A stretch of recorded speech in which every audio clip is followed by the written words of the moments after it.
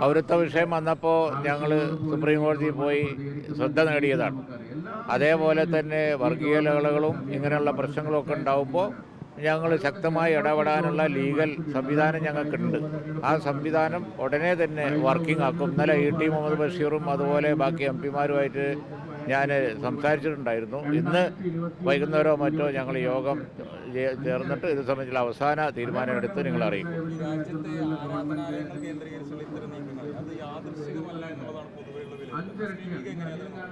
യാദൃശികമല്ല, ഒട്ടാകെ കലാപം അയച്ചുവിടാനുള്ള പരിപാടിയാണ്.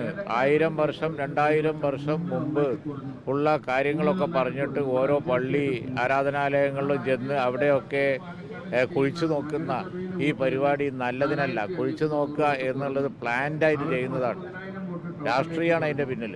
കാരണം വൈകാരികമായ സാഹചര്യം ഉണ്ടാക്കാൻ വേണ്ടി അവസാനം അവർ പരാജയപ്പെടുകയുള്ളൂ. ഇപ്പോൾ കണ്ടില്ലേ, അയോധ്യയിൽ പോലും ഈ പാർലമെൻറ്റ് തെരഞ്ഞെടുപ്പിൽ അവർ പരാജയപ്പെട്ടു. പക്ഷെ അതിനിടയ്ക്ക് ഇതേപോലുള്ള കലാപവും വെടിവെപ്പും പ്രശ്നങ്ങളൊക്കെ ഉണ്ടാവും. അതവർ കരുതിക്കൂട്ടി ഉണ്ടാക്കുന്നതാണ്. ഇപ്പോൾ ഈ ഉപതെരഞ്ഞെടുപ്പുകളുടെ സാഹചര്യത്തിലാണ് ഇതൊക്കെ ചെയ്തത്. വർഗീയമായ ഒരു അറ്റ്മോസ്ഫിയർ നിലനിർത്തുക എന്നുള്ളത് ആവശ്യമാണ്. അതിന് ഏറ്റവും വലിയ ഒരായുധമാണ് ഈ പറഞ്ഞ പോലെ ആരാധനാലയങ്ങളുടെ നേരെ തിരിയൽ. അതാണ് അവർ ചെയ്തുകൊണ്ടിരിക്കുന്നത്. ഇത് ലോകം ശ്രദ്ധിക്കുന്നുണ്ട്. വളരെ മോശമാണ് നമുക്ക്.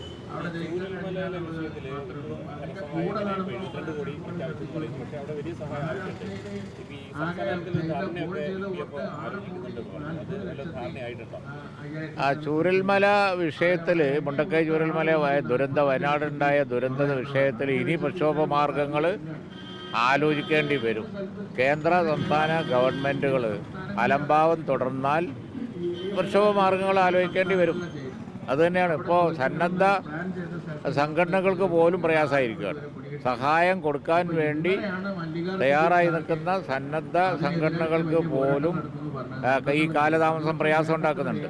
കാരണം എവിടെയാണ് ഒരു വീട് നിർമ്മാണം എന്നൊക്കെ സർക്കാർ തീരുമാനിക്കണ്ടേ. സർക്കാർ തീരുമാനിക്കാൻ വരുന്ന ഈ ഡിലേ സന്നദ്ധമായി കാര്യങ്ങൾ സ്വന്തം നിലയിൽ ചെയ്യാൻ ഉദ്ദേശിക്കുന്ന ആളുകൾക്ക് പോലും സംഘടനകൾക്ക് പോലും പ്രയാസം ഉണ്ടാക്കുന്നുണ്ട്.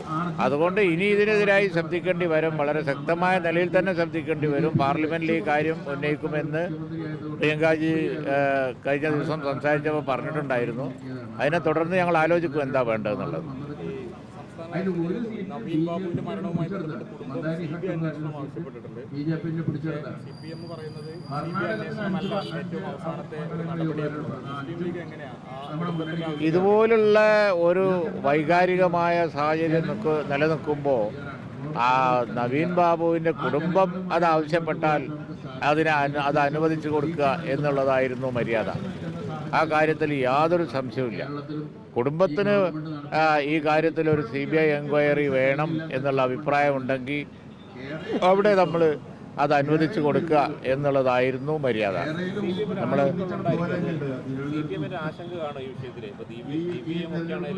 CBI എൻക്വയറിയെ എതിർക്കുന്നത് സംശയാസ്പദം തന്നെയാണ്. യാതൊരു സംശയവുമില്ല. സാങ്കേതികമായ കാരണങ്ങളാൽ CBI എൻക്വയറി വേണ്ട എന്ന് പറയേണ്ട ഒരു വിഷയമല്ല ഇത്. അതുകൊണ്ടാണ് അവർ പൊതു താല്പര്യം വെച്ച് ഹൈക്കോടതിയിൽ പോയിരിക്കുന്നത്. ഈ കാര്യത്തിൽ കോടതിയുടെ തീരുമാനം ഉണ്ടാവും എന്ന് നമുക്ക് കരുതാം.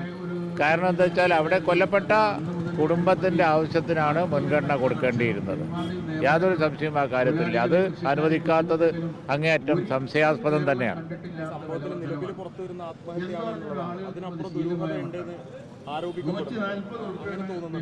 അല്ല, കുടുംബം അങ്ങനെ ഒരു ആരോപണം ഉന്നയിച്ചാൽ അവരുടെ സംശയ നിർവൃത്തി വരുത്തേണ്ടത് സമൂഹത്തിൻ്റെ ആവശ്യമാണ്.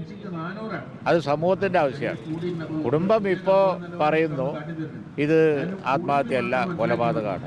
എങ്കിൽ പിന്നെ നമ്മൾ പൊതുസമൂഹം അതിൻ്റെ കൂടെ നിന്ന് അതിൽ സംശയ നിർവൃത്തി വരുത്തലാണ് അതിൻ്റെ ശരിയായ മാർഗം. അതുകൊണ്ടാണ് ഇത്തരം വൈകാരികമായ സെൻറ്റിമെൻ്റലായ വിഷയങ്ങൾ കോടതികളിൽ വരുമ്പോൾ ഇതിനു മുമ്പുമൊക്കെ ഗവൺമെൻറ് സ്റ്റാൻഡ് കുടുംബത്തിൻ്റെ ആവശ്യത്തിന് അനുകൂലാക്കി മാറ്റുന്നത്. മുസ്ലിം അത് സാങ്കേതികത്വം പറഞ്ഞ് നിർത്തേണ്ട ഒരു സംഗതി അല്ല എന്നാണ് എൻ്റെ അഭിപ്രായം. തക്കാളി മുരിങ്ങാക്കായി വെളുത്തുള്ളി ഒന്നും ആൾക്കാർ പറഞ്ഞു. ഗവർണർ അതാണ് ഇപ്പൊ കേരളത്തിൽ നടക്കുന്നത്. ഈ മോഡിയുടെയും പണി പിണറായി വിജയന്റെയും പണി. അതുകൊണ്ട് ഇദ്ദേഹത്തെ പറയുള്ളൂ. യൂണിവേഴ്സിറ്റി ഭരണത്തിൽ ഈ കേരള ഗവൺമെൻറ്റിൻ്റെ ഇപ്പോഴത്തെ യൂണിവേഴ്സിറ്റി ഭരണങ്ങളിൽ ഓരോ യൂണിവേഴ്സിറ്റിയിലെ കാര്യത്തിലും ഞങ്ങൾക്ക് അഭിപ്രായ വ്യത്യാസമുണ്ട്. പക്ഷേ എന്ന് കരുതി സ്വന്തം നിലയിൽ ഗവർണർ കയറി ഭരിക്കുക എന്നുള്ളതിനെ ഞങ്ങൾ അനുകൂലിക്കുന്നില്ല. ഏത് ഗവൺമെൻറ് ആണെങ്കിലും തിരഞ്ഞെടുക്കപ്പെട്ട ഗവൺമെൻറ് അഡ്വൈസിലെ ഗവർണർമാർ പ്രവർത്തിക്കാൻ പാടുള്ളൂ. ആ കാര്യത്തിൽ ഞങ്ങൾക്ക് ഉറച്ച ഒരു നിലപാടുണ്ട്.